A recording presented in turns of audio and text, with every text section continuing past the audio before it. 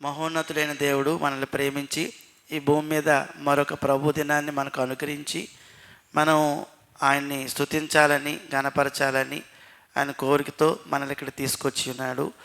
మనం ఆయన సన్నిధిలో ఉండి ఆయన సన్నిధిని అనుభవించాలి. ఆ యొక్క జ్ఞానంతో మనం అందరం కూడా ముందుకు వెళ్ళాలి. ఈ సమయంలో మనం దేవుని యొక్క వాక్యంలోకి వెళ్దాము, అందరం ఆలోచన చేద్దాము. గత వారం మనం యోహాను రాసిన 3వ పత్రికను చదువుతున్నాం. యోహాను రాసిన 3వ పత్రిక 3వ యోహానులో మనం 2 రకాల క్రైస్తవులు ఉంటారని చదువుకున్నాము.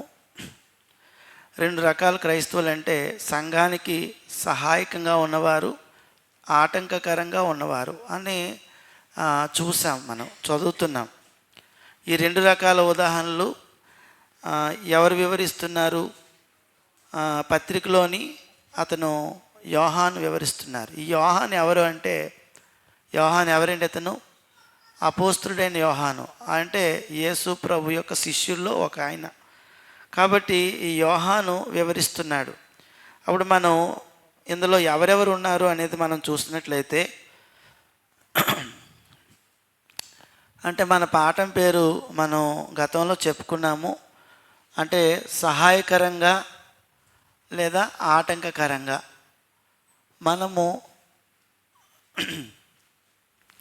మనము సంఘములో సహాయకరంగా లేదంటే ఆటంకకరముగా ఉన్నామా? ఎలా ఉన్నాం? 2 రకాల ప్రజలు ఉంటారు సంఘములో. ఈ 2 రకాలు ఉంటారని ఆ 2 రకాల ప్రజల గురించి యోహాను 3వ యోహానులో చెప్పారు. ఈ యోహాను పత్రిక, దీన్ని పత్రిక అంటాం, లెటర్ ఇది. అప్పుడు ఇందులో కనిపించే వ్యక్తులు చెప్తాను. మామూలుగా గత వారం రాలేని వారు, ఎవరైనా వెళ్ళలేని వారు ఉంటే ఎవరెవరు ఉన్నారంటే ఇందులోని ఒక వ్యక్తులు ఎవరున్నారు? ఒక ఆయన ఎవరంటే అపోస్తుడైన యోహాను పేరు రాద్దాం. మొదట అపోస్తుడైన యోహాను ఉన్నారు. రెండో ఆయన గాయి ఉన్నాడు. మూడో ఆయన ఎవరున్నారు? గాయి ఇంకా దియోత్రెఫే.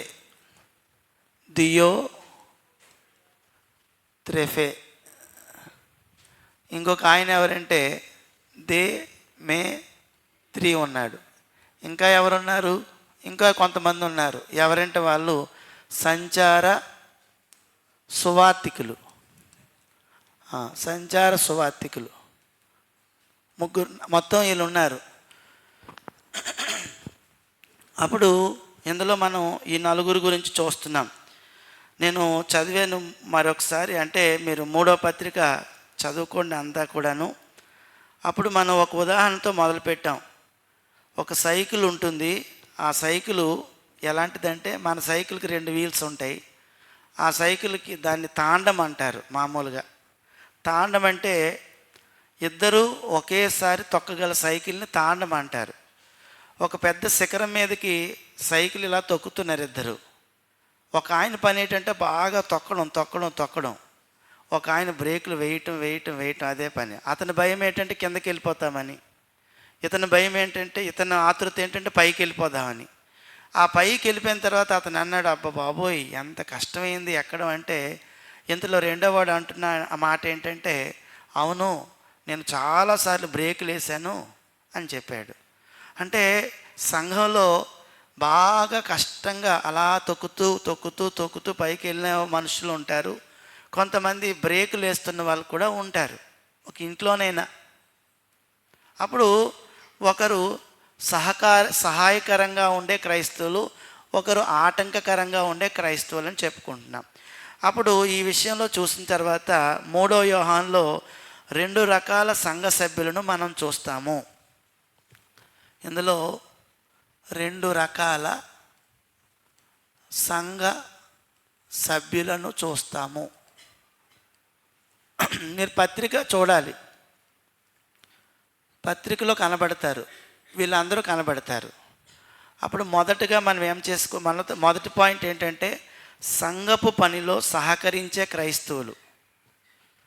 ఒకటో పాయింట్, సంఘపు పనిలో సహకరించే క్రైస్తవులు. అందులో మొదట ఆయన ఎవరు చెప్పేసుకున్నాం. ఎవరి పేరు చెప్పుకున్నామండి? మొదట ఎవరండి ఆయన? ఇతని గురించి చెప్పుకున్నాం, యోహాను గురించి. ఇతను సంఘపు పనిలో సహకరించే క్రైస్తవుడు. అతనికి ఒక పేరు కూడా పెట్టుకున్నాం. ఎలాంటి నాయకుడు అన్నాము? ప్రేమగల నాయకులు.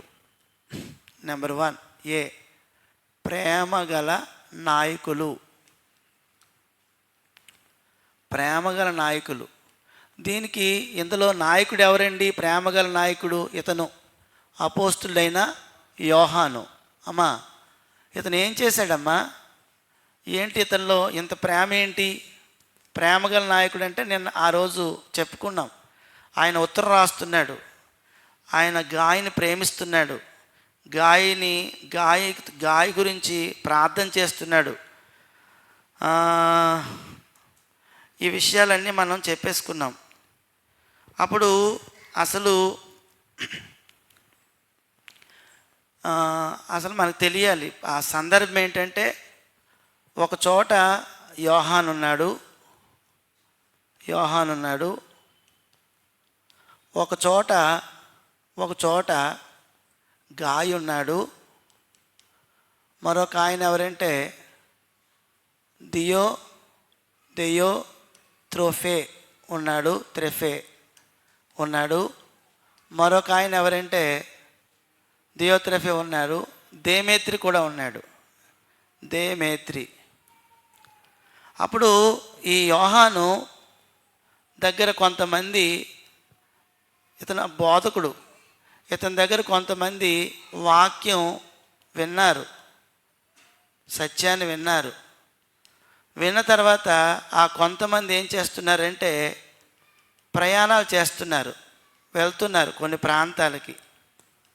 అలా వెళ్తునేటప్పుడు ఇక్కడి నుంచి బయలుదేరి, ఇది స్పాట్ అనుకోండి, ఇక్కడి నుంచి బయలుదేరి వాళ్ళు అలాగా ఎక్కడికెక్కడికో ఇలా వెళ్తుంటారు. ఇలా వెళ్తునేటప్పుడు వాళ్ళు గాయి దగ్గర కూడా వస్తున్నారు. అంటే గాయి దగ్గరికి ఇక్కడ ఇంకొక ఆయన ఉన్నాడు, దియోత్రెఫీ దగ్గర కూడా వస్తున్నారు. అప్పుడు ఇలా వీళ్ళు తిరుగుతునేటప్పుడు ఎవరు తిరుగుతున్నారంటే సంచార సువార్తికులు. వీళ్ళ పని ఏంటి? ఎవరి నామాన్ని ప్రకటిస్తారు? యేసుప్రభు నామాన్ని ప్రకటిస్తారు. అప్పుడు వీళ్ళు తిరుగుతున్నారు. అప్పుడు తిరిగేటప్పుడు ఒక చోట ఇగో ఈ వీళ్ళు ఉన్నారు. వీళ్ళని ఈ గాయి లేకపోతే ఈ సంచార సువార్తికులను ఇతను ఏం చేస్తున్నాడో అదంతా పత్రికలో రాశాడు. ఈ సంచార సువార్తికులు ఎవరైతే ఉన్నారో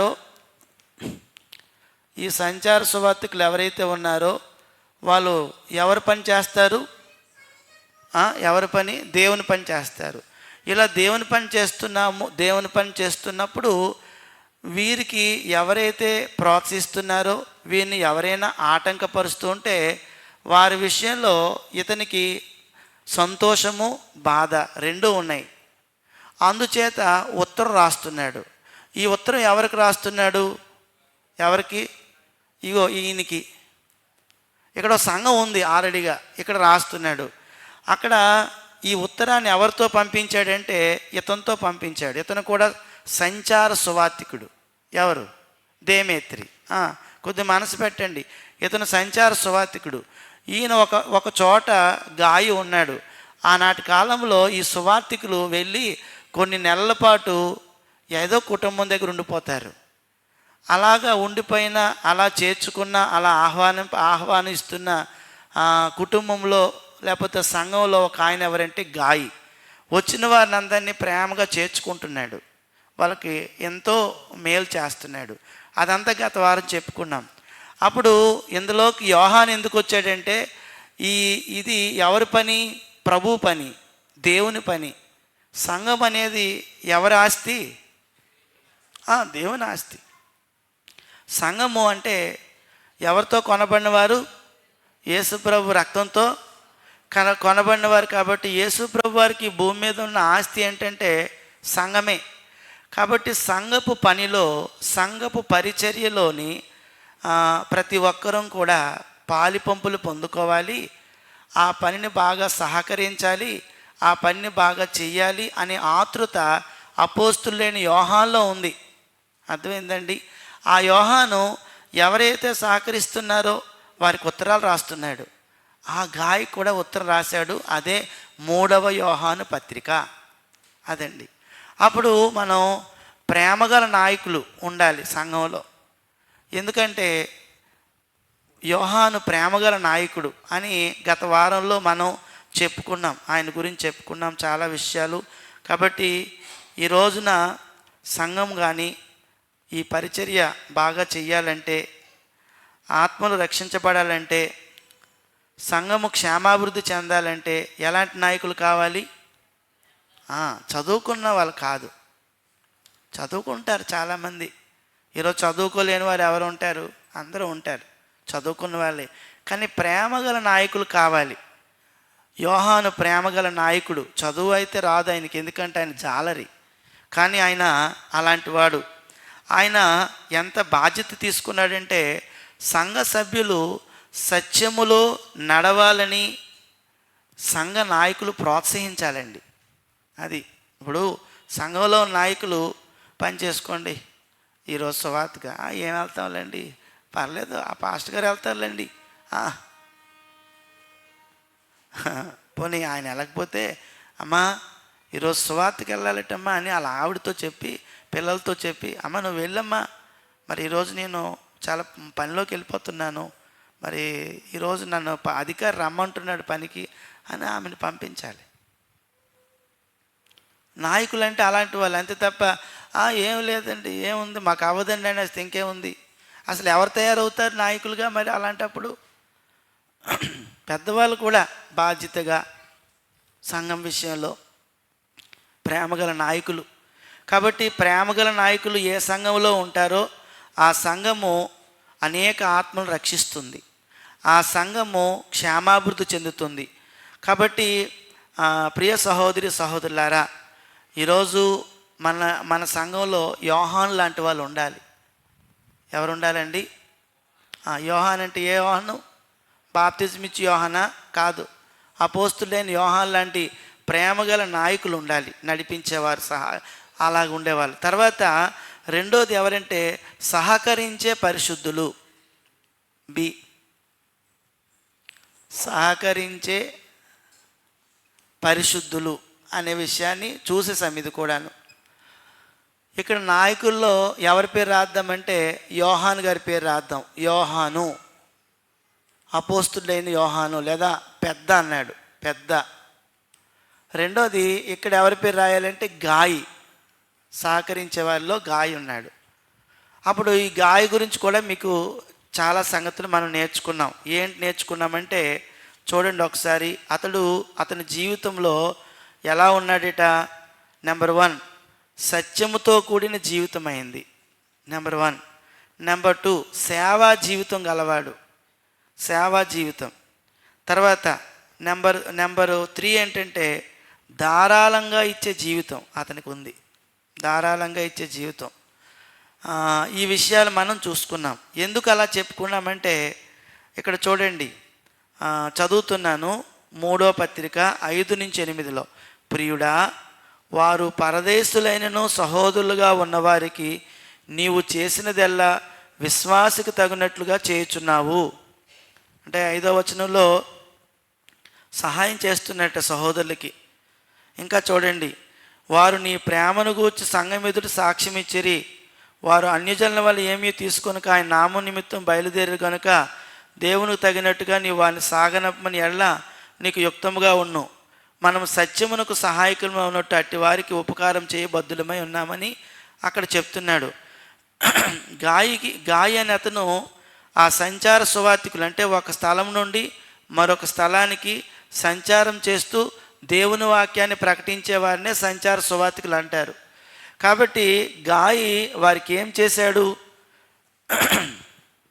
చేశాడంటే పరిచయం లేకపోయినా పరాయి వాళ్ళు అయినప్పటికీ కూడా, యోహాన్ గారు పంపించారా, అక్కడి నుంచి వచ్చారా మీరు, రండి మా ఇంట్లో ఉండండి అని అనేక రోజులు ఆయన చేర్చుకొని వారికి ఆతిథ్యం ఇచ్చాడు. అది అక్కడ చేసిన పని. కాబట్టి సువార్త కోసం అతడు ఎంతో నమ్మకంగా ఆయన సహాయపడ్డాడు. కిందకు వస్తే మనం చూసినట్లయితే వారికి ఖర్చులు మరి దారిపోయేటప్పుడు వెళ్ళేటప్పుడు కూడా మరి ధారాళంగా ఆయన ఇచ్చాడు. అంటే సువార్త పక్షంగా ఖర్చు పెట్టడానికి కూడా వెనకాలేదు ఆయన. అంటే వెళ్ళిపోయినప్పుడు మళ్ళీ ఇంకో దూరం ఇంకెక్కడికో వెళ్తారు, అక్కడి నుంచి మరి ఎక్కడో కొద్ది రోజులు ఉంటారు. మీరు ఎక్కడికి వెళ్తున్నారో, ఇగో ఈ వస్తువులు తీసుకెళ్ళండి, ఈ డబ్బులు తీసుకెళ్ళండి, ఈ ద్రవ్యం తీసుకెళ్ళండి అని ధారాళంగా ఆయన వారికి ఇచ్చినట్లుగా మనం గత వారంలో చదివాము. అందుకే ఆయన పేరు ఎక్కడ రాసుకున్నామంటే సహకరించే పరిశుద్ధులు. దేవుని పనికి పరిచర్యకు సహకరించే పరిశుద్ధుడిగా గాయని చూస్తున్నాం. ఇక్కడ ఈరోజు మనం చెప్పుకుంటున్నది ఏంటంటే తమను తాము త్యాగము చేసుకున్న సైనికులు. 3వ పాయింట్, ఇది చెప్పలేదు, ఈరోజు చెప్తున్నాం. తమను తాము త్యాగము చేసుకున్న సైనికులు. ఎవరు వీళ్ళు? ఎవరండి? ఒక ఆయన వచ్చేసాడు యోహాను ఈ పత్రికలో, ఇంకొక ఆయన ఎవరు? గాయ వచ్చాడు. ఈ మూడో వారు ఎవరండి? వీళ్ళే అటు ఇటు తిరుగుతున్న సంచార సువార్థికులు. వాళ్ళు తమను తాము త్యాగం చేసుకున్న సైనికులతో పోల్చుతున్నాం.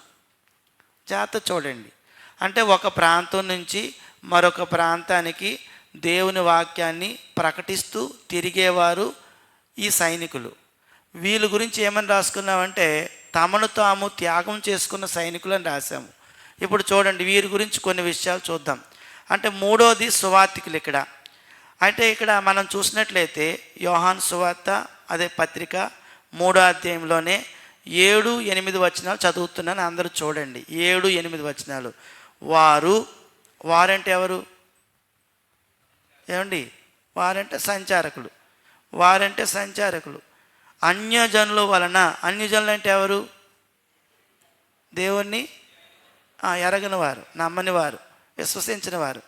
వారు అన్యజనుల వలన ఏమీ తీసుకొనక ఆయన నామము నిమిత్తము బయలుదేరిరి. ఎవరి నామము నిమిత్తము? యేసుప్రభు నామం నిమిత్తం. ఎంత గొప్ప నామం అండి యేసుప్రభు నామం! అన్ని నామాల కన్నా అసలు యేసుప్రభు నామం ప్రకటించబడకుండా ఒక వ్యక్తి రక్షణ పొందలేడు. కాబట్టి వారు ఆయన నామం నిమిత్తము బయలుదేరిరి. ఎక్కడికి బయలుదేరారు? సంచారం, అంటే ఊరూరా బయలుదేరారు. అనేక చోట్లకు వెళ్తారు వాళ్ళు. కాబట్టి సంచార సువార్థికుల పని ఏంటంటే యోహాను దగ్గర, అపోస్తుల దగ్గర వాక్యాన్ని నేర్చుకున్నారు.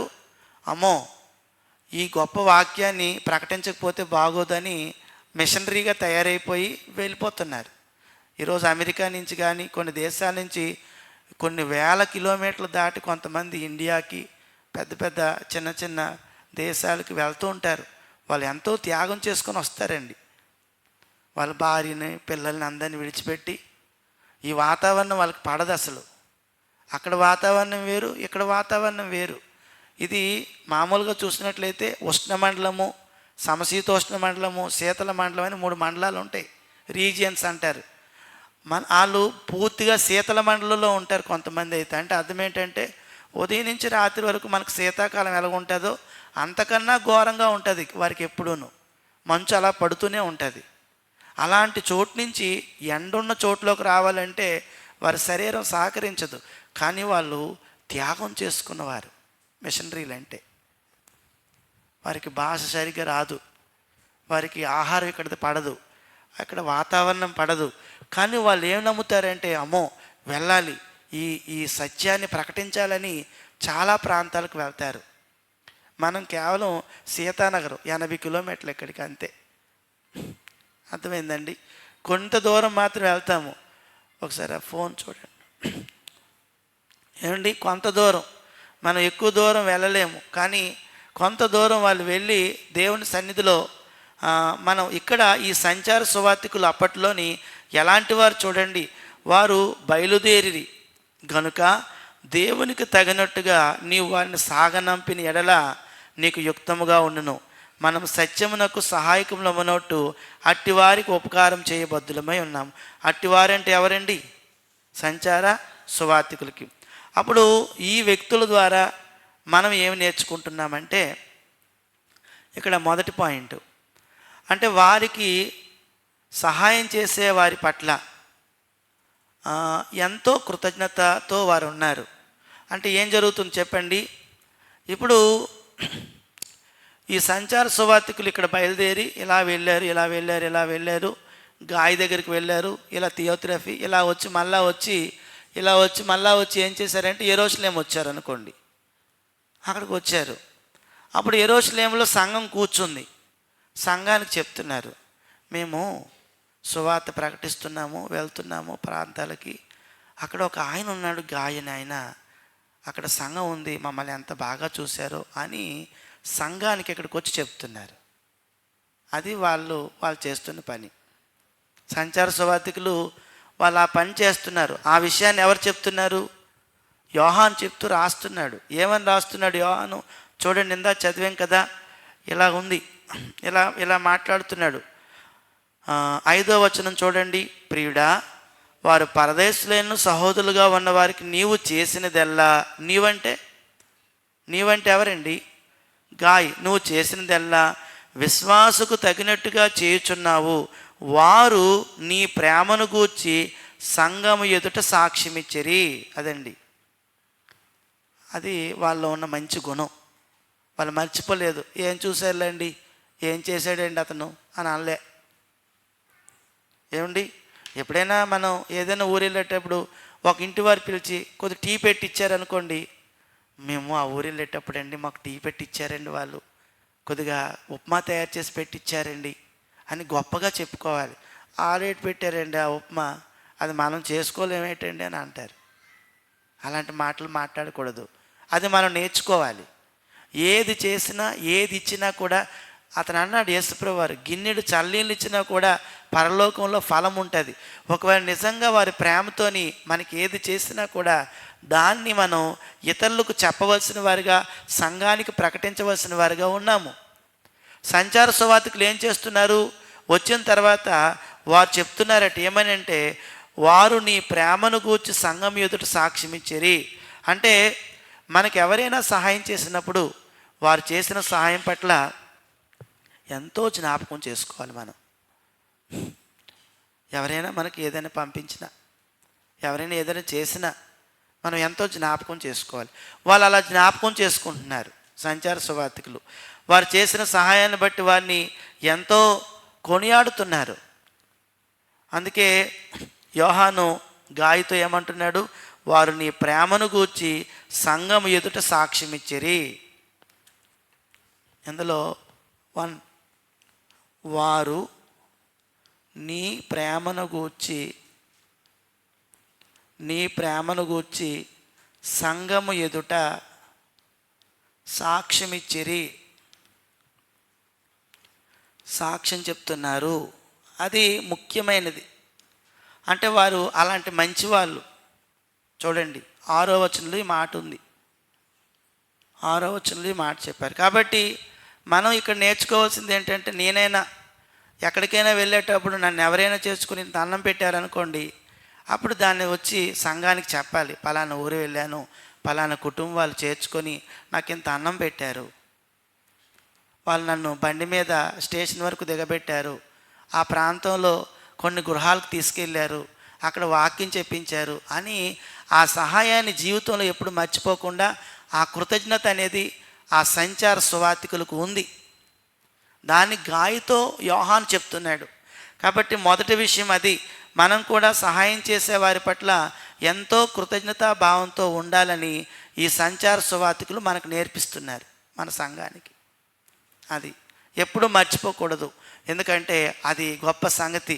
రెండో సంగతి ఏమిటంటే, యోహానులోనే 7వ వచనం ఏమనుందంటే, వారు ఏకైక ఉద్దేశం ఏంటంటే దేవునికి సేవ చేయడమే. ఏమండి, అంతేగాని కొంతమంది వస్తారండి, వచ్చి ఏమండి మీ ఊర్లోని ఎక్కడైనా షూటింగ్ ప్లేస్లు ఏమైనా ఉన్నాయండి చూడవలసిన అనేసి ఆ ఊరు వెళ్ళిపోతారు అక్కడికి. ఇక్కడ తాటిపూడి ఉందండి, ఇక్కడ అరకు ఉందండి, మేము ఎప్పటి నుంచి అనుకుంటున్నామండి అరకు చూద్దామని అండి అరకు వెళ్ళిపోయి చూసి వచ్చేస్తారు. అసలు వచ్చింది దేనికోసం అమ్మా? దేనికోసం అమ్మ వెళ్ళాం మనం సువార్తకి వెళ్ళాం ఏదో ఊరు అనుకోండి, ఆ ఊరు వెళ్ళిపోయిన తర్వాత ఆ పక్కనే బీచ్ ఉందనుకోండి, అక్కడికి వెళ్ళి చూసి రావాలా? అది మన పని కాదు. చాలాసార్లు మేము కాకినాడ వాక్యం చెప్పినప్పుడు శ్రీని తమ్ముడు అంటాడు, మమ్మల్ని పిలిచిన ఆయన, అన్నయ్య ఇక్కడ బీచ్ ఉందని ఎప్పుడు బాగుంటుంది అంటే, ఎన్నోసార్లు భీములపట్నం నుంచి మేము పక్క నుంచి వెళ్తాం, మేము చాలాసార్లు చూసేసామని అంటాం. మన సమయాన్ని దేవుడికే ఇవ్వాలండి. మన జీవితం ఇంకా చిన్నది, ఇంకా ఎన్ని సంవత్సరాలు బ్రతుకుతాం మనం? ఇందులో ఇంకా పిక్నిక్లు, ఇందులో ఇంకా ఊటీలు, స్విట్జర్లాండ్లు, ఆ ఊరు న్యూయార్క్ వెళ్ళాలా మనం? ఈ అన్నిటికన్నా గొప్ప న్యూయార్క్ అక్కడ ఉంది కదా పెద్దది, అక్కడికి వెళ్ళిపోతాం డైరెక్ట్గా. అందుకే ఒకవేళ సేవకు నువ్వు సమర్పించుకుంటే ఈ షూటింగ్ ప్లేసులు వీటికి వెళ్ళకూడదు. నువ్వు సమర్పించుకుంటే, నువ్వు వస్తే, ఒకవేళ సువార్త చేస్తే అవన్నీ వదులుకోవాలి.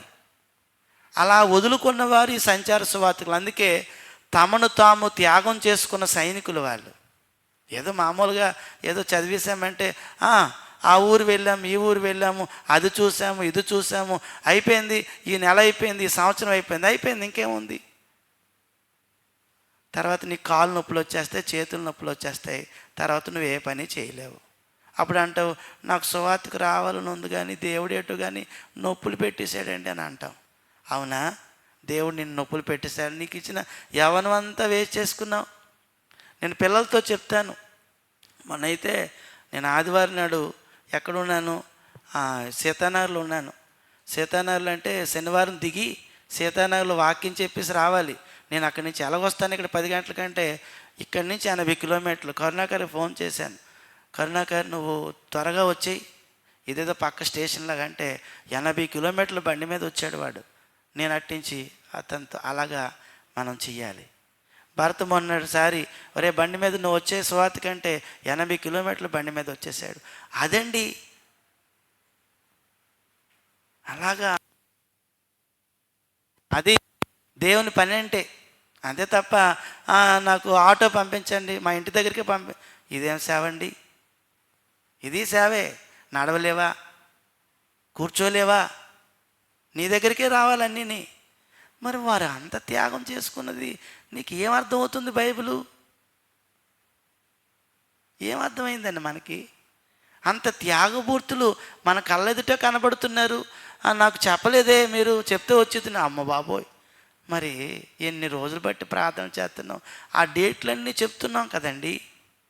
మళ్ళానా ఒక్కసారి ఫోన్ చేసి అన్నయ్య వస్తున్నాం అన్నయ్య, తమ్ముడా వస్తున్నాను తమ్ముడా అని చెప్పలేవా నువ్వు? ఆ మాత్రం నీకు ఫోన్లోని అదేంటండి ఇన్కమింగ్ అవుట్ గోయింగ్ అన్లిమిటెడ్ కదా, ఎంతోమందితో మాట్లాడతావు. ఒక ఫోన్ చేసి అయ్యో ఆ సువార్తికులు ఆ కుటుంబం ఎంతో ఆలోచిస్తుంది, ఎప్పుడు వెళ్ళాలి అవన్నీ ప్లాన్, ఇక్కడి నుంచి వెళ్ళాలంటే ప్లాన్ చేసుకోవాలి కదా. నువ్వు ఆ ఫోన్ చేయడానికి కూడా నీకు అంత ఎప్పుడో జస్ట్ వచ్చే ముందు వస్తున్నాను, కానీ ప్రేమతోనే తీసుకెళ్తున్నాం అందరినీ. ఆలోచించండి. సేవకులు కావాలి, కానీ పనిచేసే సేవకులు కావాలి. కాలర్ నడవకుండా, చెప్పులు అరగకుండా, అసలు చెమట పట్టకుండా సేవ చేసే సేవే కాదు. ఇంట్లో కూర్చుండిపోతే కాదు. నీకు అర్థం అవ్వాలి త్యాగం, ఒట్టి మాటలు కాదు. నేను ఎలాగైనా వస్తానండి. ఒక సహోదరుడు ఏంటండి కాకినాడ నుంచి మద్రాసు సైకిల్ తొక్కుని వెళ్ళిపోయేటండి వాక్యం నేర్చుకోవడానికి. కాకినాడకి మద్రాసుకి ఎంత దూరం ఉంటుంది తెలుసా? ఆలోచించండి. నీ పనికైతే శ్రీకాకుళం అవతల ఆ మారుమూలని వెళ్ళిపోతాం, నీ పనికైతే ఒరిస్సా వెళ్ళిపోతాం, నీ పనికైతే కలకత్తా వెళ్ళిపోతాం. అప్పుడేం ఉండదు. ఏమండి అనకాపల్లి అంటే అంత దూరమా అంటాం. దేని పనికి? ఓరి బాబోయ్, నీకు పరలోకం, నాకు పరలోకం కావాలి. నీ సొంత పనులకి నువ్వు ఎన్ని వేల కిలోమీటర్లను దాటి వెళ్తావా? వారు వెళ్ళింది సొంత పనికి కాదండి. సంచార సువార్తికులు దేవుని నామము నిమిత్తము అన్ని ప్రయాణాలు చేస్తున్నారు. అందుకు వాళ్ళు తమను తాము త్యాగం చేసుకున్నవారు. నేను అంటాను, మనం చేసింది చాలా చిన్నది, 1% కూడా కాదు. మనకింకా అబ్బాలండి. మా చిన్నప్పుడు అనేవారు, రే నీకు చదువు అబ్బలేదురా అని అనేవారు. చదువుకున్నవాడిని అనేవారు చదువు అబ్బలేదని. ఏంటి చదువుకుంటున్నాడు చదువు అబ్బలేదంటే, కొంతమంది చర్చిలో ఉంటారు, చర్చ అబ్బదు వాళ్ళకి. సువార్తలో ఉంటారు, సువార్త అబ్బదు, కఠినంగా ఉంటారు, ఏది చేయరు. మళ్ళీ మాటలు మాత్రం పెద్ద మాటలు, వాక్యాలు తీసి మాట్లాడేస్తాం. తప్పు. దేవుడి దగ్గర ఒదిగిపో, లోబడు, త్యాగం చేసుకో. త్యాగపూరితమైన జీవితం క్రైస్తవ జీవితం. సువార్తికుడు త్యాగభరితమైన వాడు. సంచార సువార్తికులు మనకి ఏం చెప్తున్నారంటే, మేము ఎవరు చేసిన సహాయాన్ని మరువలేదండి, మేము సంఘం ఎదుట సాక్ష్యం చెప్తున్నాం. కావున మన పిల్లలు ఉన్నారు, మన పిల్లలకి మనం చూపిద్దాం మంచి మాదిరిని. ప్రేమగల నాయకులు కావాలి సంఘంలో, సహకరించే పరిశుద్ధులు కావాలి సంఘంలో. గాయలాంటి వారు ఉండాలి, గాయలు ఉండాలి మన సంఘంలో. మన సంఘంలో అపోస్తులైన యోహాన్లు ఉండాలి సంఘంలో. మన సంఘంలో సంచార సువార్తికులు ఉండాలి. ఎంత దూరం వెళ్ళినా, ఏమి లేదండి వెళ్ళాము దేవుని పనికి, బాగా చేసామండి అని అయ్యి బాబో ఎంత దూరమో, ఏదో ఒక్కసారి వస్తావు, ఎంతో దూరం అంట. సంవత్సరానికి 7 రోజులు ఇస్తావు, ఎంతో చేశానంటావు. కావున ఆలోచన చేయండి. సంచార సువార్తికులు మనకి ఏం బోధిస్తున్నారంటే, వారి ఏకైక ఉద్దేశము దేవునికి సేవ చేయడమే. అది 7వ వచనంలో ఉంది. వారి సంచార సువార్తికుల ఏకైక ఉద్దేశము, ఒకే ఒక ఉద్దేశం ఏమిటంటే దేవునికి సేవ చేయటం. మనం మాత్రం ఎక్కడికి వెళ్ళినా ఏమనకూడదు తెలుసండి, పక్కకు కూడా చూడకూడదు. సముద్రాలున్నా, లేకపోతే షూటింగ్ స్పాట్లు ఉన్నా, ఇలా పక్క చూసి, ఏమండి అన్నయ్య ఆ లోపల తీసుకెళ్ళి అన్నీ బాగున్నట్టుంది, పార్క్ లాగా ఉందంటే, అలాగ అడగండి ఎవరినేని. ఎప్పుడు అడగండి, ఎప్పుడు వెళ్ళకండి. సేవకి వెళ్తే సేవ చేసే రండి. ఆ ఆటోను అటు ఇటు తిప్పకండి, ఆ కారుని అటు ఇటు తిప్పకండి, ఆ వ్యాన్ని అటు ఇటు తిప్పకండి. మన వ్యాను దేవుని పనికే వాడబడాలి. నా వాహనం దేవుని పనికే వాడబడాలి. నా కాళ్ళు, నా చేతులు దేవుని పనికే వాడబడాలి. నీ జీవితం అయిపోయినప్పుడు ఆ లోకమంతా ఆ పనిలో ఉన్నారు, పరుగులు ఎత్తేస్తున్నారు ఎక్కడికెక్కడికో. నువ్వు ఆ పరుగులు ఎత్తడం అయిపోయింది నీ జీవితం. ఈరోజు సంచార సువార్తికులు త్యాగం చేసుకున్నారు. 7వ వచనంలో ఆ మాట ఉంది, చదవండి. 7వ వచనం చదవండి ఒకసారి. వారు నీ ప్రేమను గూర్చి సంఘం ఎదుట సాక్ష్యం ఇచ్చిరి. వారు అన్యజనుల వలన ఏమీ తీసుకొనక ఆయన నామము నిమిత్తము, అక్కడ అండర్లైన్, ఆయన నామము నిమిత్తమే అన్నారు. ఆయన నామము నిమిత్తమే బయలుదేరి వారు బయటకు వెళ్ళారు. ఈరోజు ఒక సంఘం బయటకు దేనికోసం వెళ్తుంది? ఆయన నామం నిమిత్తం వెళ్తుంది. ఆయన నామము నిమిత్తమే. ఎక్కడైనా ఆగిందంటే ఆయన నామము నిమిత్తమే. ఎక్కడైనా పనిచేస్తుందంటే ఆయన నామము నిమిత్తమే మనం బయటకు వెళ్తున్నాం. సంఘంగా వెళ్తే ఆయన నామము నిమిత్తమే వెళ్ళాలి. పిక్నిక్లకు వెళ్ళకూడదు సంఘం ఎప్పుడూను. అరకు అలాంటి చోటుకు వెళ్ళి అక్కడ కరపత్రాలు పంచుదాం. అక్కడే ఎందుకండి కరపత్రాలు పంచడం? అవసరం ఏముంది? నువ్వేదో ఊరు వెళ్ళు, అక్కడ పంచుకో. అరకు వచ్చిన వాళ్ళు ఏం చూస్తారు? అది ఎంత బాగుందో అంత చూస్తారు. నువ్వు కరపత్రం ఇస్తే చదువుతారా? వాళ్ళు ఖాళీయా? వాళ్ళు అక్కడ సరదాగా సంతోషం గడపడానికి వెళ్ళారు. మనం అరకు వెళ్ళిపోదాం, ఒకరోజు అరకు చూడలేదు కదా, అక్కడ మన అందరం కరపత్రాలు పంచేద్దాం, పాటలు పాడదామంటే అది ఆహ్లాదకరమైన స్థలం. అక్కడ నీ పాటలు, అక్కడ నీ కరపత్రాలు ఎవరు చదవరు. అలాంటివి ట్రిక్స్ మనం అప్లై చేయకూడదు దేవుని పని మీద. దేవుని పని నిమిత్తమే వెళ్ళు. వాళ్ళు ఆయన నామము నిమిత్తమే బయటికి వెళ్ళారు. అది మనకి వీళ్ళు నేర్పిస్తున్నది. ఒకటి వారు నీ ప్రేమను గూర్చి సంఘం ఎదుట సాక్ష్యం ఇచ్చారంటే, వారు సహాయాన్ని ఎప్పుడూ కూడా మర్చిపోయే కృతజ్ఞులు కాదు, కృతజ్ఞులు.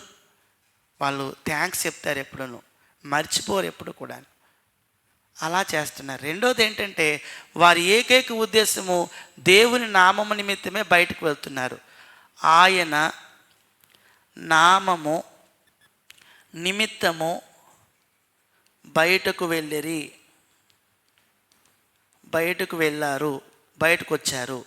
అది గాయకి ఎవరు చెప్తున్నారు? యోహాను ఉత్తరంలో చెప్తున్నాడు. మూడో సంగతి, ఇంకా సంచార సువార్తికులు 7వ వచనంలోనే ఇంకో మాట ఉంది చూడండి. అంటే వారు ప్రభు కోసం ఎంత త్యాగం చేశారంటే, వారు అన్యజనుల వలన ఏమీ తీసుకోమని నిశ్చయించుకున్నారు. మూడోది,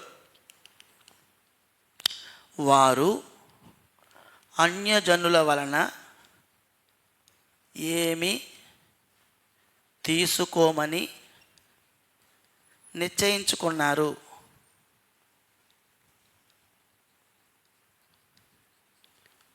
అదండి అన్యజనులు అంటే దేవుని ఎరగని వారు.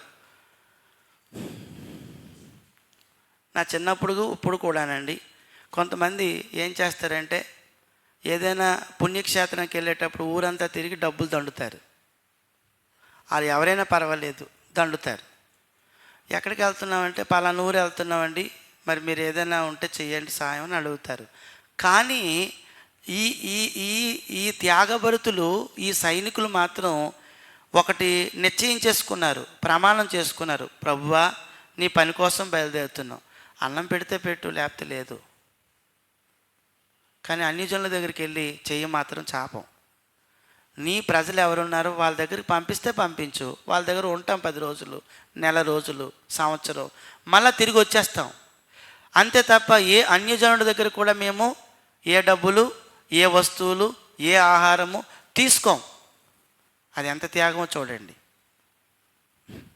ఎంత త్యాగం చూడండి. కావున క్రీస్తు యోధుడుగా నువ్వు ఉంటే నువ్వు ఆర్థిక సంబంధమైన త్యాగాలు చేయాలి. అది ఫైనాన్స్ విషయంలో త్యాగం చేయాలండి. నిజంగా సంచార సువార్తికులు ఎంత త్యాగం చేశారు చూడండి. అసలు ఆ ఊర్లో ఫోన్లు ఉన్నాయా? బ్రదరు నేను వస్తున్నాను, స్టేషన్కి రండి. బ్రదరు నేను వస్తున్నాను, మధ్యాహ్నం భోజనం తయారు చేయండి.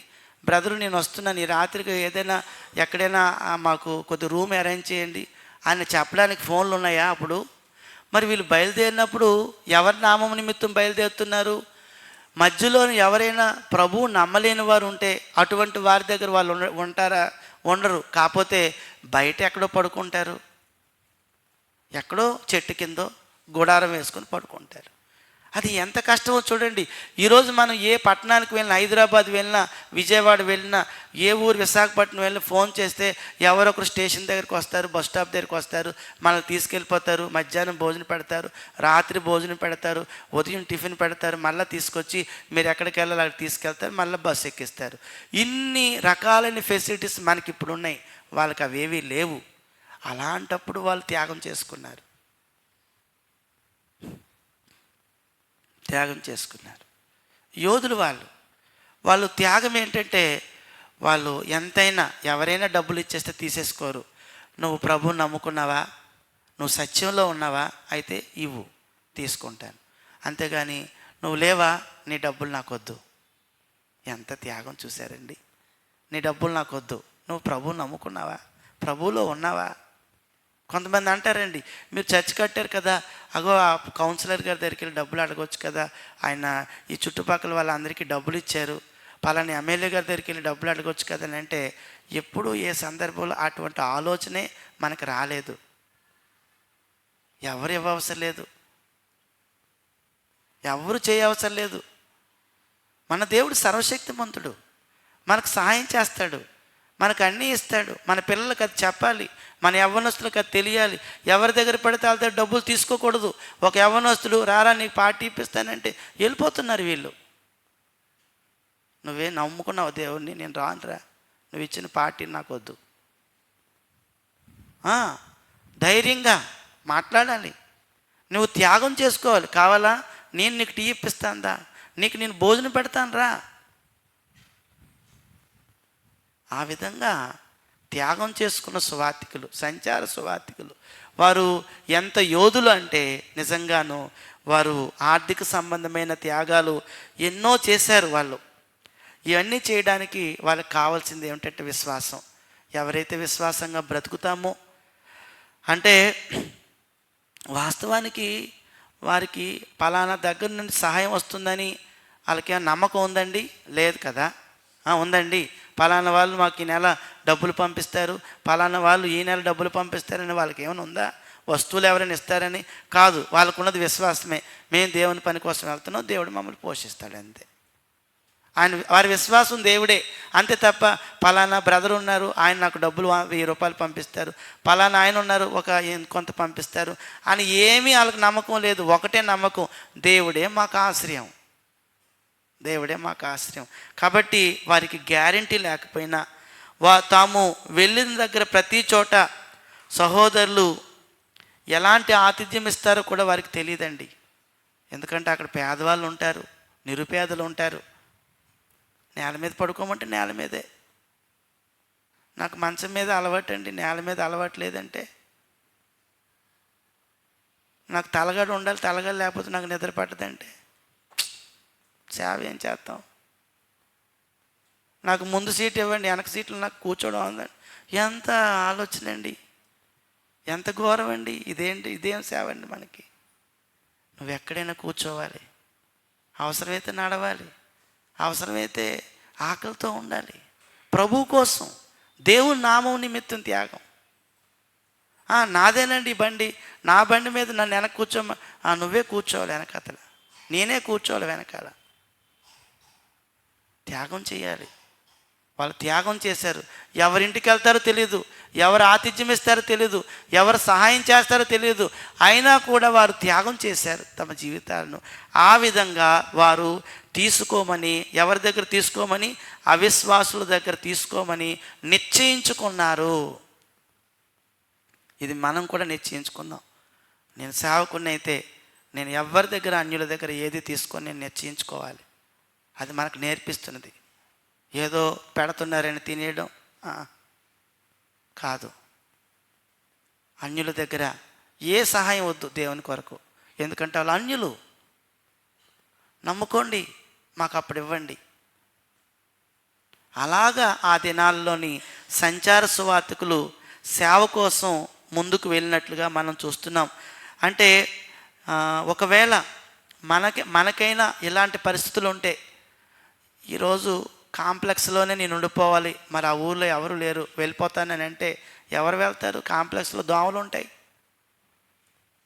ఎప్పుడైనా మనం కాంప్లెక్స్లో ఎప్పుడైనా పడుకున్నాం ఏంటి? అలాంటి సేవకులు వాళ్ళు, సంచార సువార్తికులు సామాన్యమైన పని చేయలేదు. కాబట్టి ప్రభు రాజ్య నిమిత్తమే మంచి ఉద్దేశంతో పని చేయాలని నిర్ణయించుకున్నవారు సంచార సువార్తికులు. రాజ్యం వ్యాప్తి చెందాలి, నేను ఆ రాజ్యంలో ఒక సైనికుణ్ణి, ఆ రాజ్యం విస్తరించాలి. ఆవగింజ చిన్నదే కానీ అది విత్తబడిన తర్వాత కూర మొక్కలన్నిటికంటే అది విస్తారం అయిపోద్దట. పక్షులు కూడా వచ్చి దాని మీద కూర్చుంటాయంట. అలాగా ఈ రాజ్యం విస్తరించాలి అనే కోరిక, ఈ మనుషులు కేవలము ప్రభు రాజ్య నిమిత్తమే వారి పని చేశారు. వాళ్ళు ఇంకేమీ కోరుకోలేదు, ఆ మంచి ఉద్దేశంతో పనిచేశారు. కాబట్టి ప్రేమైన వాళ్ళారా, మనమందరము దేవుని సైన్యంగా నిలిచిపోవాలంటే ఇలాంటి మనసు మనకు ఉండాలి. ఈరోజు భూమి మీద దేవుని సైనికులు ఎవరమ్మా? ఎవరు? ఈరోజు భూమి మీద దేవుని సైనికులు ఎవరు? నేను ఒక సైనికుడిని, మీరు ఒక సైనికుడు, మనం సైనికులం. దేవుని సైన్యము దేవుని పక్షంగా యుద్ధం చేసి ఆ యొక్క రాజ్యాన్ని వ్యాప్తి చేసేటట్లుగా ఉండాలి. కాబట్టి వారు అలా ఉన్నారని ఎవరు చెప్తున్నారంటే యోహాన్ చెప్తున్నాడు. అలా ఉన్నారు కాబట్టి మనం కూడా అలాగా ఉండి మనం నేర్చుకోవడానికి ప్రయత్నం చేద్దాం. తర్వాత యోహాను గాయతో మాట్లాడుతున్న మాటలు చూడండి. గాయతో ఏం చెప్తున్నాడు? ఇప్పుడు 6వ వచనంలో, ఈ సువార్తికులను వారి ప్రయాణములో ముందుకు సాగడానికి వారిని దేవునికి తగినట్టుగా నువ్వు పంపించాలి, సాగనంపాలి, వారి ఎడల యుక్తముగా నడుచుకోవాలి. కొంతమంది ఎవరైనా వచ్చారనుకోండి, మామూలుగా ఆలోచన చేద్దాం. ఇక్కడ ఆలోచన చేస్తే, గాయి మీ ఇంటికి సంచార సువార్తికులు వచ్చినప్పుడు ఏదో ఎంతో కొంత ఇచ్చి పంపించేద్దాం అనుకోకుండా వాళ్ళకి ఎంత ఖర్చు అవుతుందో నువ్వు లెక్కలేసి పంపించు అని గాయతో చెప్తున్నాడు. ఎంత మంచి ప్రేమగల నాయకుడు అండి అతను. మధ్యలో ఎంత ఖర్చులు అవుతాయో లెక్కలేసుకో. నువ్వు దేవునికి తగినట్టుగా లెక్కలేయు. నువ్వు వెళ్ళేటప్పుడు హైదరాబాద్ వెళ్ళాలంటే నీకు ఎంత ఖర్చు అవుతుంది? 2,000 ఖర్చు అవుతుందా? 2,000 రూపాయలు ఇవ్వు అతనికి. అది దేవుని తగినట్టుగా చెయ్యి. నీకైతే ఎంత అనుకుంటున్నావు అలా పంపించు. ఎందుకంటే మధ్యత్రోవలో వాళ్ళు ఎవరి దగ్గర ఏమీ పుచ్చుకోరు. మిషనరీస్ని అలా చూడమని గాయకి యోహాను ప్రోత్సహిస్తున్నాడు. ఆ విషయం చెప్తున్నాడండి. నువ్వు వారిని ఎలా పంపించాలంటే ఈ సువార్థికులను వారి ప్రయాణంలో వారు ఇంకా ముందుకు సాగడానికి వారిని దేవునికి తగినట్టుగా సాగనంపి వారి ఎడల యుక్తముగా నడుచుకోవాలి. కాబట్టి చిన్న చూపు చూడకుండా మనం ఉండాలి. అంటే సేవను చిన్న చూపు చూడొద్దండి దయించి. సేవను పెద్ద చూపుతో మనం చూద్దాం. గాయతో యోహాను గారు చెప్తున్న మాట ఏంటంటే నువ్వు ఎంతో యుక్తంగా నడుచుకో ఆ వారి ఎడల. అక్కడ అన్నాడు చూడండి 6వ వచనంలోని, వారి ఎడల యుక్తముగా నడుచుకోవాలి. వారి ఎడల అంటే ఎవరి ఎడల? నా దగ్గర నుంచి కానీ ఎక్కడి నుంచి వచ్చినా సత్యాన్ని ప్రకటిస్తూ దేవుని నామాన్ని ప్రకటిస్తున్న ఆ సంచార సువార్థికుల విషయంలో నువ్వు యుక్తముగా నడుచుకోవాలనే విషయాన్ని చెప్తున్నాడు. రెండో సంగతి ఏమిటంటే 7వ వచనంలో చదివాం కదా, మరి మీరు ఆ అన్యజనుల వాళ్ళు ఏమీ తీసుకోకూడదని చదువుకున్నాం ఆ విషయాన్ని. 7వ వచనంలోని యోహాన్ అంటున్నాడు, సహకరించండి, ఈ విషయం మీరు గ్రహించండి, సంఘం గ్రహించండి. మీ దగ్గరకు వస్తున్న ఆ సంచార సువార్థికులు ఎలాంటి త్యాగం చేస్తున్నారో మీరు గుర్తించుకొని వారిని ప్రోత్సహించి పంపించండి అని చెప్పాడు. రెండో సంగతి అది గాయకు చెప్తున్న మాటలు. 8వ వచనం చదువుదాం. 8వ వచనం, మనము సత్యమునకు సహాయకులుగా మౌనట్టు. ఎవరికి సహాయము? సత్యమునకంటే అంటే ఈ పనివారికి మీరు సహాయం చేస్తే సత్యానికి సహాయం చేసినట్లు. అది సత్యమునకు సహాయకులండి. సత్యమునకు సహాయకులంటే వీరు సంచార సువార్తికులు దేన్ని మోసుకొని వెళ్తున్నారు? సత్యాన్ని మోసుకొని వెళ్తున్నారు. యేసుప్రభు వార్తను మోసుకొని వెళ్తున్నారు. ఒకవేళ మీరు వారికి ఏదైనా సహాయం చేస్తే మనం సత్యానికి సహకరించిన వారు అవుతామని గాయని ప్రోత్సహిస్తున్నాడు యోహాను. అది ప్రోత్సాహకరంగా ఆ ఉత్తరాన్ని రాస్తున్నాడు. అప్పుడు అయిపోయిన తర్వాత అక్కడ 11వ వచనంలోని ఒక ఆయన పేరు రాశాడు చూడండి. 11వ వచనంలో 11వ వచనంలో చెడు కార్యమును కాక మంచి కార్యమును అనుసరించి నడుచుకును. ప్రియుడా చెడు కార్యములు కాక మంచి కార్యాలను అనుసరించి నడుచుకో. మేలు చేయవాడు దేవుని సంబంధి, కీడు చేయవాడు దేవుని చూచినవాడు కాడు. ఇప్పుడు ఈ మేలు కీడు అనే మాటలు ఎవరికి సంబంధించినవి? మేలేంటి ఇక్కడ, కీడేంటి? మేలేంటంటే సంచార సువార్తికులకు సహాయం చేయడం మేలు, వాళ్ళకి చేయకపోవడం కీడు, అంతే. ఆ విషయాన్ని మనసులో పెట్టుకొని ఆ ఉత్తరంలో రాస్తున్నాడు. మంచి అనే మాట రాశాడు, కీడు అనే మాట రాశాడు. ఈ కీడు అనే మాట ఎవరికి సంబంధించిందంటే దియోత్రెఫీకి సంబంధించింది. తర్వాత 12వ వచనంలో మరొకరి పేరు చెప్పాడు చూడండి, దేమేత్రియు అందరి వలనను సత్యం వలనను మంచి సాక్ష్యం పొందినవాడు. మేము కూడా అతనికి సాక్ష్యం ఇచ్చుచున్నాము, మా సాక్ష్యము సత్యమైనదని నీవు ఎరుగుదువు. దేమేత్రియు అలాంటి వాడు. అందుకే దేమేత్రి ఎవరు? ఒకవేళ దేమేత్రి ఎవరంటే యోహాను యొక్క ఉత్తరాన్ని తీసుకొని లేక చేరవేసిన వ్యక్తి అని ఇందులో మనం చదివితే కొంత మనం ఊహించుకోగలుగుతాం. అది సంఘ పరిచర్యకు సహకరించేవారు. సంఘ పనిలో సహకరించేవారు ఎవరెవరంటే నెంబర్ 1 అపోస్తులైన యోహాను, నెంబర్ 2 సహకరించే పరిశుద్ధులైన గాయి, నెంబర్ 3 తమను తాము త్యాగం చేసుకున్న సైనికులు. వీళ్ళు ముగ్గురు. అప్పుడు సంఘపు పనిలో సహకరించే క్రైస్తవులు ఎలాగైతే ఉన్నారో రెండో భాగంలోని సంఘ పరిచర్యను ఆటంకపరిచే క్రైస్తవులు. రెండోది సంఘ పరిచర్యను ఆటంకపరిచే క్రైస్తవులు, బ్రేకులు వేసైన ఎవరున్నారు ఇక్కడ అంటే అక్కడ ఒకే ఒక ఆయన ఉన్నాడు. ఎవరైనా దియోత్రెఫే, అతని గురించి చదువుతాం. ఎంతవరకు వీళ్ళ గురించి చదివాము. అందులో ఒక ఆయన దియోత్రెఫే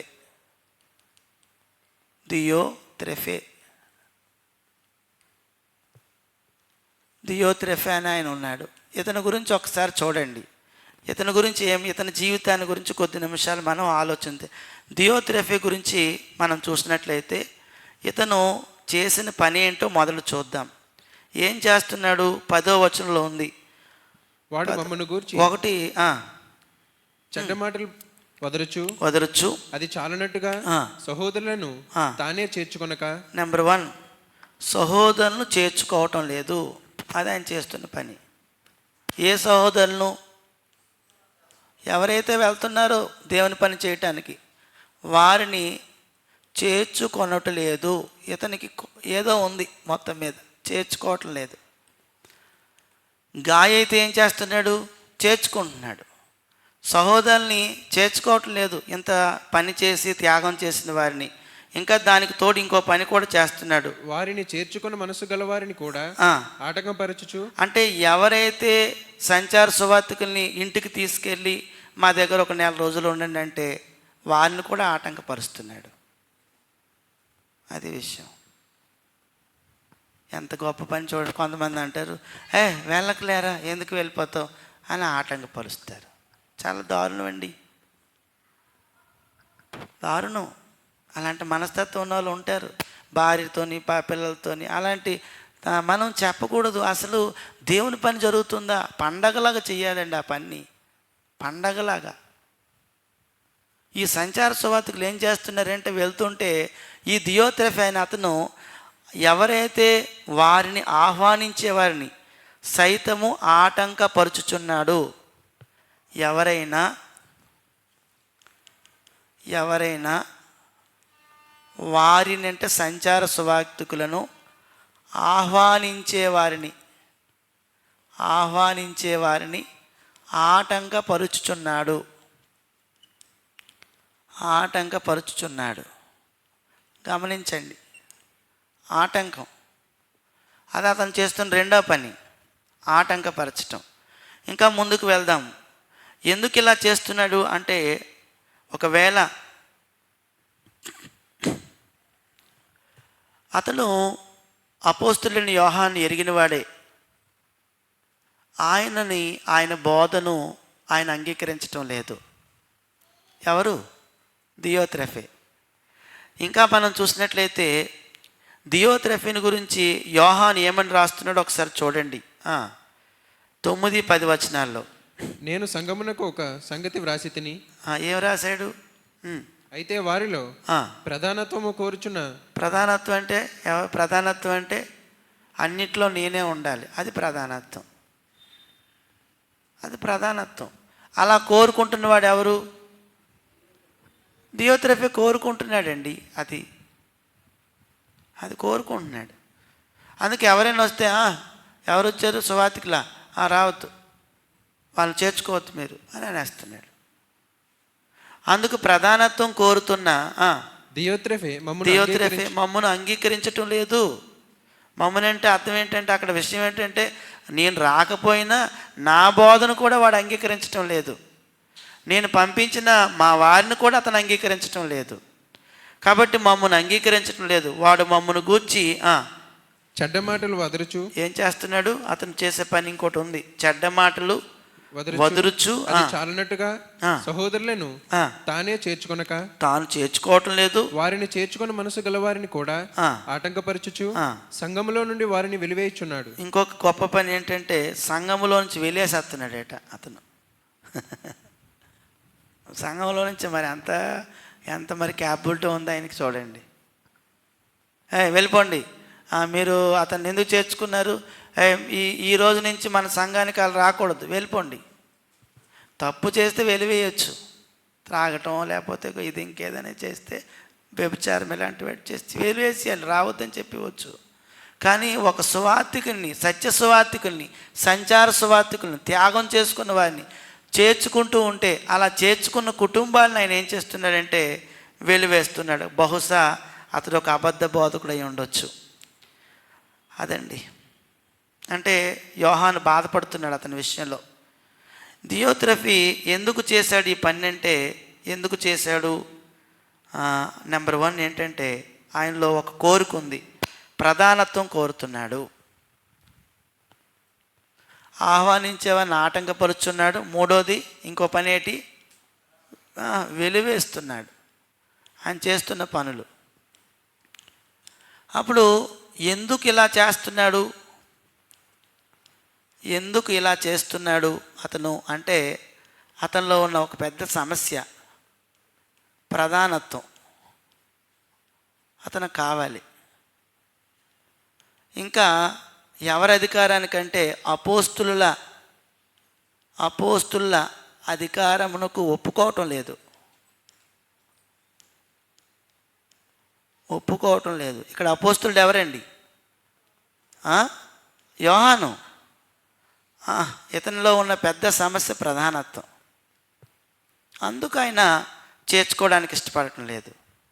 అందుకైనా వద్దనేస్తున్నాడు. అతడు ఒక సొంత సామ్రాజ్యం అతనికి కావాలి. కావున అలాంటి మనస్తత్వంతో ఆయన ఉన్నాడు. కాబట్టి ప్రియమైన వాళ్ళారా, ఈ రోజుల్లో కూడా మనం అలాంటి వ్యక్తిత్వంతో ఉండకూడదు. ఇది సంఘ పరిచర్యను ఆటంకపరిచే క్రైస్తవుడిగా మనకి ఎవరు కనబడుతున్నాడంటే దియోత్రఫే కనిపిస్తున్నాడు. సంఘములోని దియోత్రఫే లాంటి వాళ్ళు ఉండకూడదు. సంఘంలో ఎవరు ఉండాలి? ఉంటే యోహాను, గాయి, తమను తాము త్యాగం చేసుకున్న సైనికులు లాంటి వాళ్ళు ఉండాలి. దియోత్రఫీలు అంటే సమస్యలు సృష్టిస్తాడు. అంటే ఇక్కడ మనం చూసినట్లయితే ఒకవేళ ఏదైనా ఒక సంఘంలోని ఎవరైనా దేవుని పనిని బాగా చేయాలనుకుంటే ఇలాగ నడుచుకోవాలని యేసుప్రభు వారు చెప్తున్నారు. మార్కు సువార్త 10వ అధ్యాయము. ఒక నాయకుడికి ఉండవలసిన లక్షణం యేసు యొక్క మాదిరి, అలాంటి నాయకత్వం కావాలి. 10వ అధ్యాయము 44-45. మీలో ఎవడైనను ప్రముఖుడై ఉండగోరిని యెడల వాడు అందరికీ దాసుడై ఉండవలెను అని అన్నాడు. అది నాయకత్వపు లక్షణం. అంటే సంఘంలో ఇలా ఉండాలి. యేసుప్రభు వారు మనకు చూపిన మాదిరి. మనమంతా ఎవరి మాదిరిని ఫాలో అవ్వాలంటే ప్రభు మాదిరి. మీలో ఎవడైనను ప్రముఖుడై ఉండగోరిన యెడల వాడు అందరికీ దాసుడై ఉండవలను. మనుష్య కుమారుడు పరిచారం చేయించుకున్నట్టుకు రాలేదు కానీ పరిచారం చేయుటకును అనేకులకు ప్రతిగా విమోచన క్రయధనంగా తన ప్రాణం ఇచ్చుటకు వచ్చెను. ఇప్పుడు చెప్పండి, యేసుప్రభు మాదిరి ఏంటి? పరిచారం చేయటం. అందుకు యేసుప్రభు వారు ఆ విషయాన్ని తెలియపరుస్తున్నారు. కాబట్టి మన ఉద్దేశము సేవకులుగా ఉండాలి. కాబట్టి సంఘ పని బాగుండాలంటే అందరం కూడా తమను తాము తగ్గించుకొని పనిలో ఉండాలి. ఇక్కడ దియోత్రఫే మాత్రం ఆ పని చేయటం లేదు, ఆటంకపరుస్తున్నాడు. అందుచేత సంఘపు కార్యక్రమాలను ఆటంకపరిచేవాడుగా దియోత్రఫీ మనకు కనబడుతున్నాడు. దియోత్రఫే కాకుండా ఇంకా సంఘ పనిని ఆటంకపరిచే కొంతమంది ఉన్నారు. వారు ఎవరు అంటే ఒకసారి చూడండి. నెంబర్ 1, అబద్ధ బోధలు బోధించే బోధకులు. B point. అబద్ధ బోధలు బోధించే బోధకులు, వీరు ఆటంకపరిచేవారు. అబద్ధాన్ని సత్యమని చెప్పి సంఘాల్లో బోధిస్తే అలాంటి వారు సంఘపు పనిని ఆటంకపరుస్తున్నారనే సంగతిని మనం తెలుసుకోవాలి. అంటే సంఘాన్ని తప్పుత్రోవలోనికి తీసుకెళ్ళిపోతారు. అలాంటి వారు దియోత్రఫే లాంటి వారు. రెండోది ఏంటంటే పాపములో కొనసాగుతూ ఉన్నవారు. వీళ్ళు కూడా బ్రేక్లు వేసేవారే. పాపములో కొనసాగుతూ ఉన్నవారు. ఒక వ్యక్తి ఒకవేళ సంఘ పరిచర్యను పాడు చేయటం ఎలా చేస్తాడంటే, ఆయనకు బోధించడం రాకపోయినా అతడు చేసే కార్యముల్లో పాపం అనేది ఉంటే కనుక అలాంటి వారి వల్ల కూడా ఆటంకం అనేది ఏర్పడుతుంది. ఆటంకపరిచే క్రైస్తవుడు, పాపములో కొనసాగుతున్నవారు. పాపములో కొనసాగటం అంటే పాపం చేస్తూ కూడా సంఘంలో ఉంటూ మాట్లాడుతూ అది చేద్దాం ఇది చేద్దాం అనుకుంటూ బ్రతుకుతూ ఉంటారు. అది చాలా చాలా తప్పు, పాపం కూడాను. మనం పాపం చేయకుండా యథార్థంగా బ్రతుకుతూ అప్పుడు మనం సంఘంలోని నాయకత్వం వహించాలి. లేకపోతే తప్పుకోవాలి. నేను సరిపోనండి, నాకు ప్రార్థన ఇవ్వకండి, నాకు ఏమి ఇవ్వకండి, నేను కొద్ది రోజులు బయట ఉంటాను, నేను ఇంకా మారు మనసు పొందాలి అని అతనే చెప్పుకోవాలి తప్ప నేను బయట చేసేస్తాను లోపల ఉంటాను అని ఎప్పుడూ ఒక వ్యక్తి అనుకోకూడదు. అది తప్పు. అలాంటి వాళ్ళ వల్ల ఇక్కడికి వచ్చి స్టేజ్ మీదకి వచ్చి నిలబడ్డామనుకో, వాళ్ళకి ఏం గుర్తు వస్తుందంటే కిందనున్న వాళ్ళకి, వీడు చెడ్డవాడు, ఇలాంటి వాడు దేవుని పనిలో ఉన్నాడు ఏంటని కిందనున్న వాళ్ళు అనుకుంటారు. అలా నాయకత్వం వహించకూడదు, తప్పది. అర్థమైందండి? అది పాపం కూడా. కాబట్టి పాపము చేస్తూ ఆటంకంగా ఉన్నవారు ఉంటారు సంఘంలో. నాలుగోది ఏంటంటే, ఒకవేళ సంఘానికి చెల్లించవలసింది చెల్లించకపోయిన వారు కూడా ఆటంకపరులే. అది కూడా ఉంది. అంటే ఏంటి అంటే ఎలాగంటే, మీరు అంటే మళ్ళీ డబ్బుల గురించి అనుకుంటారేమో, మామూలు డబ్బులు చెల్లించాలి. ఇంకొక విషయం చెప్తాను. మీరు చాలా చోట్ల పనిచేస్తారు. చాలా చోట్ల పనిచేస్తే పిల్లలు ఉన్నారనుకోండి, వాళ్ళు ఒకవేళ సరిగ్గా స్కూల్కి వెళ్ళకపోతే ఆ పిల్లోని ఏం చేస్తారు? తర్వాత తరగతిలోకి పంపించేస్తారు కదా. పంపించరా? ఎగ్జామ్ రాయనివ్వరు, ఫీజు కట్టుకోరు. అంటే ఇక్కడ జాగ్రత్తగా గమనించండి. ప్రార్థనలు జరుగుతున్నాయి చర్చిలో, ఏదైనా కూడికలు పెట్టుకుంటున్నాం మనం. ఈ కూడికలకు పెట్టుకునేటప్పుడు సంఘం అందరూ హాజరు కావాలి, గైర్హాజరు అవ్వకూడదు. అదండి. అలాగ చేయకపోతే, హాజరు కాకపోతే కొందరు సంఘానికి చెల్లించవలసింది చెల్లించకపోయిన వాళ్ళు. అది ఇప్పుడు అమ్మా నీ సెలవులు అయిపోయామ్మా, సెలవులు పెడతానంటే ఊరుకో అని అంటారు కదా ఆఫీసర్స్. ఎందుకు? నువ్వు వాడేసుకున్నావు కాబట్టి. మరి అలాగే ఇక్కడ కూడాను, నువ్వు అసలు సంవత్సరం మొత్తం మీద ఒకరోజు ప్రార్థనకు రాకపోతే ఇంకా నువ్వు చెల్లించేసేది ఏముంది? ఈరోజు 11వ నెల. నేను ఒక ప్రశ్న అడుగుతాను. 11 నెలల్లోని 11 నెలలు ఉపవాస ప్రార్థనలు జరిగాయి. ఒకరోజు నువ్వు ఏ రోజైనా వచ్చావా? 11 రోజులు వచ్చావా? 10 రోజులు వచ్చావా? 9 రోజులు వచ్చావా? 8 రోజులు వచ్చావా? 7 రోజులు వచ్చావా? 6 రోజులు వచ్చావా? 5 రోజులు వచ్చావా? 4 రోజులు వచ్చావా? 3, 2, 1 ఎన్ని రోజులు వచ్చా మనం? నేను చెల్లించవలసింది చెల్లించానా దేవునికి? అదండి, అంతే. అలా లెక్కలేసుకోవడమే. ఏంటి మేము జాబ్స్ చేసుకోమంటే, అవును జాబ్ చేసుకుంటావు, సాయంత్రమే కదా ప్రార్థన, రాత్రిపూటే కదా పెడుతున్నావు, మీకు అనుకూలంగా ఉండేటట్టే కదా దేవుడు ఏర్పాటు చేసుకున్నాడు. ఏదో నెలకు ఒక్కసారే కదా ప్రార్థన అవుతుంది. ఎన్నో వాటికి ఫంక్షన్లకి పెళ్ళిళ్ళకి సెలవులు పెట్టేస్తావు. ఏదైనా ఊరు వెళ్ళాలంటే నెల రోజులు సెలవులు తీసేసుకుంటావు.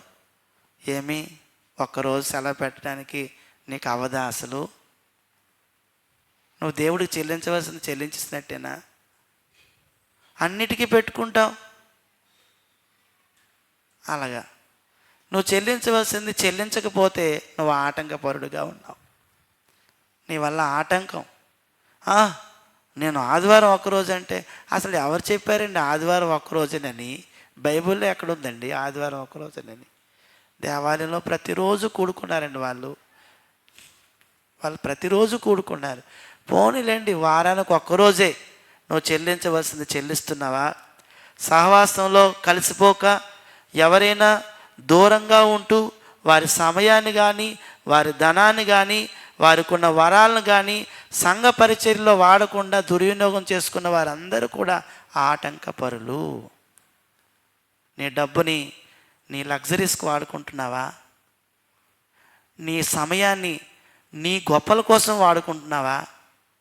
నీకు ఇచ్చిన తలాంతుని నువ్వు డెవలప్ అయిపోయి నువ్వు ఒక రాజ్యాన్ని స్థాపించుకోవాలనుకుంటున్నావా భూమి మీద? AD Alexander, AD Aristotle, AD గొప్ప వాళ్ళందరూ ఏరి? ఎక్కడున్నారు వాళ్ళు ఇప్పుడు? కనుమరుగైపోలేదా? రాజ్యాలన్నీ కూలిపోలేదా? నీకు అర్థమవుతుందా? నువ్వు ఆటంకంగా ఉన్నావా, యాక్టివ్గా ఉన్నావా? అంటే ఆదివారం వచ్చేసి నేను వచ్చానండి ఆదివారం, అవునా? దేవుడు అంటున్నాడు, నా బిడ్డలయ్యా మీరు, నేను కొనుక్కున్నాను రక్తంతో. ప్రపంచంలో 900 కోట్ల మంది జనాభా ఉన్నారు. మిమ్మల్ని ప్రేమించి కొనుక్కుంటే నా పనికి అసలు మీరు ఎప్పుడు రారేంటి? చెయ్యరా అని బాధపడ్డాయినా? చేయరా? చెల్లించరా? అసలు నీ సమయం ఎంత చెల్లిస్తున్నావు? నీ ధనాన్ని ఎంత చెల్లిస్తున్నావు? నీకున్న తలాంతుల్ని ఎంత చెల్లిస్తున్నావు? నీ ఇక్కడ ప్రార్థన జరుగుతుంటూ నువ్వు ఎక్కడో సెల్ ఫోన్లో కూర్చొని మాట్లాడుకుంటావు, ఫ్రెండ్స్తో మాట్లాడుకుంటావు, సమయాన్ని అంతా దుర్వినియోగం చేసుకుంటావు. కానీ నీకు రేపు తర్వాత దేవుడు జీవితం ఇవ్వాలి. అందులో సంఘ పరిచయాన్ని ఆటంకపరిచే క్రైస్తవులు వాళ్ళు చెల్లించవలసింది చెల్లించటం లేదు. ఏ ఏ విషయాల్లో చెల్లించటం లేదని మీరు అడుగుతారా? నాకు ఇచ్చిన సమయం తక్కువ. కొంతమంది అయితే పాటలు అయిపోయిన తర్వాత, కొంతమంది అయితే ఇంకా మధ్యలోని, కొంతమంది అయితే అలాగా. ఏం చెల్లిస్తున్నావు? నువ్వేనా పని మధ్యలో వెళ్ళి ఒక వ్యక్తి దగ్గరికి వెళ్ళి, ఏమండి మీరు 10 గంటల నుంచి పని పెట్టుకున్నారు కదండి, నేను 5 గంటల వరకు చేయాలి కదండి, నేను 3 గంటలకు వచ్చి 5 గంటలకు వెళ్ళిపోతానంటే, నీలాంటి పనివారు నాకు వద్దయ్యా, 10 నుంచి 5 వరకు ఎవరు చేస్తారో వాళ్ళనే పెట్టుకుంటాను, వెళ్ళండి వెళ్ళండి అని తోసేయడా యజమాని? యజమానికి, ఇక్కడున్న యజమానికి అంత నాలెడ్జ్ ఉంటే సర్వజ్ఞుడైన దేవుడికి ఎంత తెలివి ఉంటుందండి? ఎంత తెలివి ఉంటుంది చెప్పండి, ఆలోచించండి. నీ ధనము, నీ సమయము, నీ తలాంతులు ఈ సంవత్సరం 2024 సంవత్సరం ఎక్కడెక్కడ ఖర్చు పెట్టావు? ఎక్కడెక్కడ నువ్వు అదంతా ఖర్చు చేసేసావు? అలాగైతే అందులో 4వ విషయం ఏమిటంటే, సంఘానికి చెల్లించవలసినది చెల్లించకపోయిన వారు. సంఘానికి చెల్లించవలసినది చెల్లించకపోయిన వారు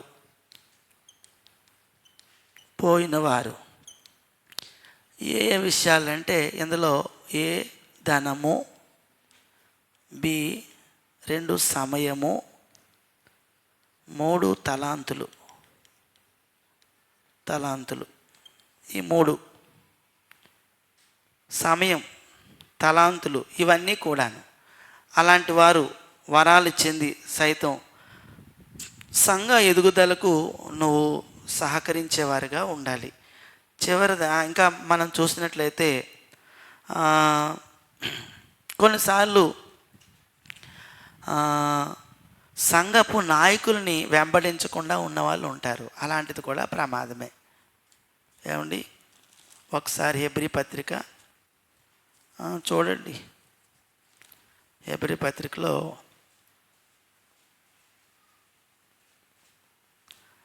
13-17 చూడండి. మీ పైన నాయకులుగా ఉన్నవారు లెక్క ఒప్ప చెప్పవలసిన వారి వలె మీ ఆత్మలను కాయిచున్నారు.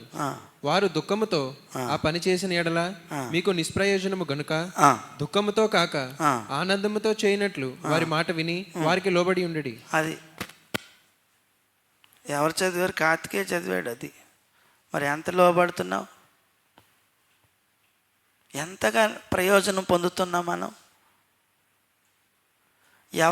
ఈ ఆత్మలన్నిటి గురించి లెక్క అప్పచెప్పాలి ఒక రోజున. ఆ లెక్క అప్పచెప్పవలసిన నాయకత్వాన్ని, ఆ పెద్దల నాయకత్వాన్ని, ఎవరైతే పెద్దలు ఉన్నారో ఆ పెద్దల నాయకత్వాన్ని అనుసరించిన వారు అందరూ కూడా ఆటంకంగా ఉన్నారు. పెద్దల నాయకత్వాన్ని అనుసరించని వారు ఆటంకం. పెద్దల నాయకత్వమును అనుసరించని వారు ఒకరోజు మీ ఆత్మ గురించి లెక్క అప్పచెప్పాలి. ఈ ఆత్మ గురించి లెక్క అప్పచెప్పవలసిన బాధ్యతను దేవుడు వారికి అప్పగించాడు కాబట్టి అది చెయ్యాలి.